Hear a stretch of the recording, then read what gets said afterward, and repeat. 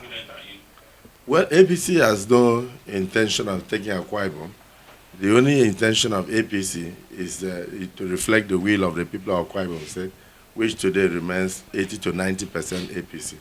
My people are quite determined to join the center politics of Nigeria, and they have been, you know, some of them who are politicians have been decamping in droves, and those who are not politicians are declaring their support for the APC on a daily basis.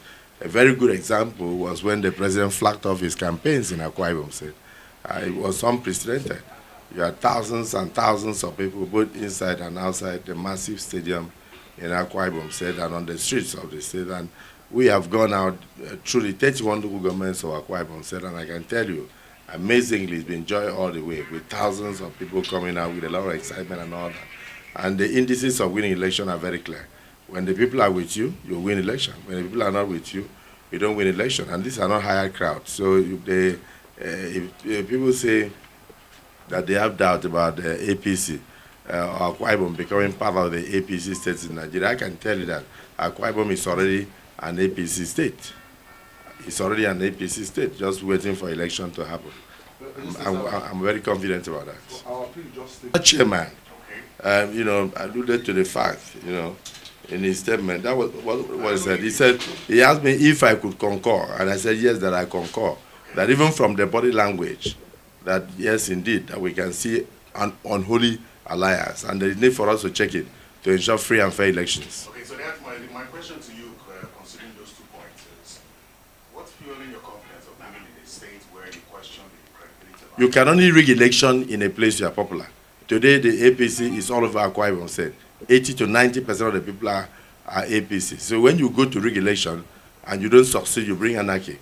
And so you as president, the fourth estate of the realm, your job is to make sure that you call on those authorities conducting elections across Nigeria not to cause anarchy in the country by trying to go and rig in a government or rig a government that is not popular to continue in office and in the process cause anarchy in the country.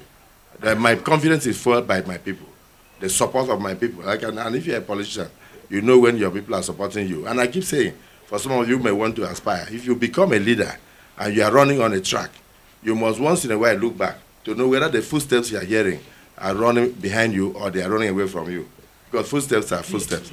In my own case as a leader, I normally look back and I notice that the footsteps are following me. And not just following me, they are increasing in their numbers. Thank you.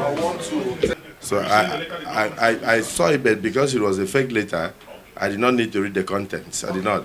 And if a cursory look at that letter will show you that, one, I went to a very good school. I speak good English. The letter did not contain good English. And then secondly, I am a lawyer of 32 years. I will not write a letter and say yours sincerely, and also superpose yours faithfully, with the, you know, with a scan signature. So even merely looking at that letter, you could see the fakeness of that letter. So, and then I didn't need to read the content because I don't communicate with the chief of staff. That letter was addressed to the chief of staff. I've never communicated with the chief of staff. I don't report to the chief of staff. I'm only a senator, and I've never written one letter to Mr. President since I joined the party. And don't forget that I'm also a member of the APC. The APC can write a letter to the president, but not me as an individual. That letter was not only fake, it was a figment of imagination of the writers. And it's all part of this campaign of calumny. And you need to know something. There are two things happening in my state. One, fake news, a lot of fake news coming out from the opposition, in this case the PDP. And the second one is the massive deployment of funds, cash, you know, to buy people and all that. And I used to read books in those days when I was younger in Federal Government College. And particularly James Hadley Chase, there was a book called Poke to Holo.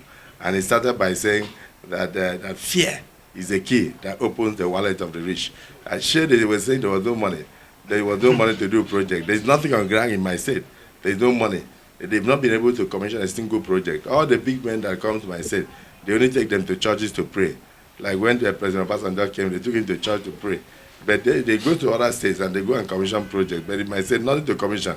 And so now that my people are clamoring for change, what has happened now is that money is flowing all over the state. And so I know that the pocket of the rich is normally open with fear. And that is what is happening with the pocket of the opposition government in the state. So I have no time for fake letters.